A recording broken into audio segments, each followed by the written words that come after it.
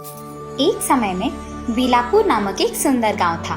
उस गांव में पक्के रोड ना होने के कारण सुधीर नामक एक आदमी रोड डालने के लिए उस गांव के मुखिया के इजाजत से कुछ कार्मिक को लेकर रोड डालने का काम शुरू करता है। एक दिन जब सुरेश नामक एक आदमी रोड रोलर को चलाते हुए जा रहा था तो उसे एक पेड़ से सर के बल लटकते हुए एक भूत दिखती है। उसे देख वो चौंक जाता है और देखते देखते ही वो भूत वहां से गायब हो जाती है।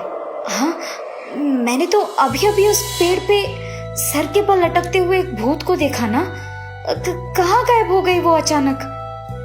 ऐसे सोचकर वो उस भूत को ढूंढते रहता है कि इतने में वो भूत उसके बगल में बैठी हुई दिखाई देती है और वो देख वो आदमी दंग रह जाता है। अरे, ये तो वही भूत है जिसको मैंने पेड़ पे से लटकते हुए देखा। बाप रे, भूत, कोई बचाओ! ऐसे जोर से चिल्लाने लगता है जब वो भूत उसका गला जोर से पकड़ लेती है। रोड का काम छोड़कर चले जाओ, वरना मैं तुम्हें जिंदा नहीं छोड़ूंगी। और गुस्से में वो भूत उसका गला छोड़ती है। डर के मारे वो आदमी तुरंत रोड रोलर छोड़कर किसी को बताए बिना वहां से चले जाता है। इस गांव में रोड को डलवाने से रोकना ही मेरा काम है। हाँ। और तब से वो भयानक भूत ही उस रोड रोलर को चलाने लगती है। एक रात को जब कार्मी सो रहे थे तो वो भूत वहां रोड रोलर चलाती रहती है। उस आवाज के कारण सोते हुए वो लोग जाग उठते हैं। जब वो भूत उनको जागते हुए देखती है तो चलाना बंद करके नीचे उतरती है। नींद में सब रोड रोलर से नीचे उतरते आदमी को ठीक से नहीं देखते हैं और ज्यादा सोचे बिना वापस सो जाते हैं। ऐसे वो भूत हर रोज आधी रात को रोड रोलर चलाते हुए कार्मी को सोने नहीं देती थी। एक दिन वो भूत रोड रोलर को हर रोज की तरह चला रही थी। बहुत देर तक चलाना बंद न करने के कारण सारे कार्मी नींद से चिढ़ते हुए जागते हैं। हर रोज जब हम गहरी नींद में होते हैं तभी ये सुरेश गाड़ी चलाता है, हमें सोने ही नहीं दे रहा है ये। सही है, उसी के वजह से रात की नींद खराब हो रही है और दिन का भी काम नहीं कर पा रहे हैं। चलो हम उसके पास जाकर उसे पूछेंगे कि वो ऐसे क्यों कर रहा है। हाँ, पूछते हैं। सभी उसके पास जाने लगते हैं और जब वो भूत उन्हें उसके पास आना देखती है तो एक आदमी के रूप में बदलकर वो गाड़ी से नीचे उतरती है। सभी सुरेश के जगह किसी और को रोड रोलर से उतरते देख आश्चर्यचकित होते हैं। अरे, तुम तो सुरेश नहीं हो। कौन हो तुम और तुम क्यों ये गाड़ी चला रहे हो?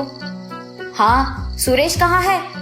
तुम्हारे कारण हमारा नींद खराब हो रहा है और हम दिन में काम नहीं कर पा रहे हैं। ऐसे सबके गुस्से में सवाल पूछने के बावजूद वो कोई जवाब नहीं देता है। हम तुमसे ही बात कर रहे हैं, ऐसे चुप क्यों खड़े हो? कौन हो तुम? जानना चाहते हो कि मैं कौन हूँ? और अचानक वो आदमी एक भूत बन जाता है। सब उसे भूत के रूप में बदलते हुए देख दंग रह जाते हैं। हाय भगवान, ये तो भूत है! ऐसे जोर से चिल्लाते हुए वहां से भाग जाते हैं। सुबह होते ही काम को छोड़ के सभी मिलके उनके मालिक सुधीर के पास जाते हैं। अरे, क्या हुआ तुम सबको? काम को छोड़कर सुबह सुबह यहाँ चले आए? ऐसे पूछने पर उसे सब कुछ बताते हैं। किसी को नहीं पता कि सुरेश कहाँ है। किसी ने उसे देखा तक नहीं। हमें भी यहाँ काम करने से डर लग रहा है साहब, इसीलिए हम चले जाना चाहते हैं। पहले ये जानने की कोशिश करता हूँ कि सुरेश कहाँ है। तुम लोग मत डरो, जाके काम करो। ऐसे कहने पर सभी सुधीर की बात मानकर काम करने चले जाते हैं।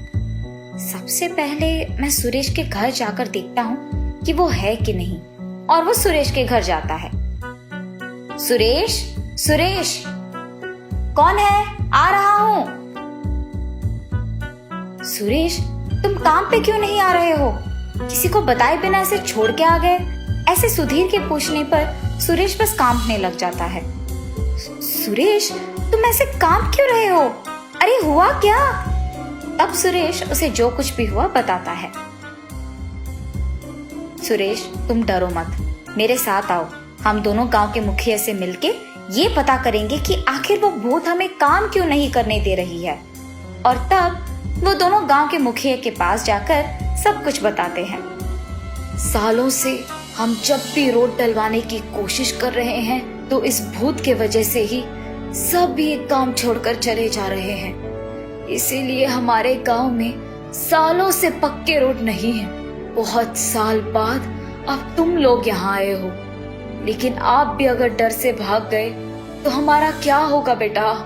आप हम पर भरोसा कीजिए, हम जिस कारण यहाँ आए वो काम पूरा करके ही जाएंगे। उसकी बातें सुनकर गांव के मुखिया बहुत खुश होते हैं। दोनों मिलके उन कार्मियों के पास जाते हैं और सभी अपने अपने काम शुरू करते हैं। मुझे देख डर के भागने के बजाय ये लोग वापस काम करना शुरू कर रहे हैं। इनकी इतनी हिम्मत! ऐसे वो भूत गुस्से में उनके पास जाती है। मुझे देखने के बाद यहाँ काम करने की तुम्हारी इतनी हिम्मत? तुम लोगों को अगर तुम्हारा जान प्यारा है तो यहाँ से चले जाओ। ये कहते हुए वो भूत उन्हें घूरती रहती है और इतने में उनके बगल में सारे सामान एक के बाद एक गायब होने लगते हैं। ये सब देखने के बाद सभी डर से कांपने लगते हैं, लेकिन सुधीर निडर होके कहता है, कौन हो तुम? इस गांव में जिसने भी रोड डालने की कोशिश किया उसको तुम क्यों डराते आई हो? अगर हमें कारण बताओगी तो हम इस काम को छोड़कर चले जाएंगे। इस गांव में पक्के रोड ना होने के कारण ही मैं एक कार एक्सीडेंट में मर गई और ऐसे एक भूत बन गई। इसीलिए मेरे मरने से पहले जो रोड यहाँ नहीं था वो मेरे मरने के बाद भी नहीं आना चाहिए।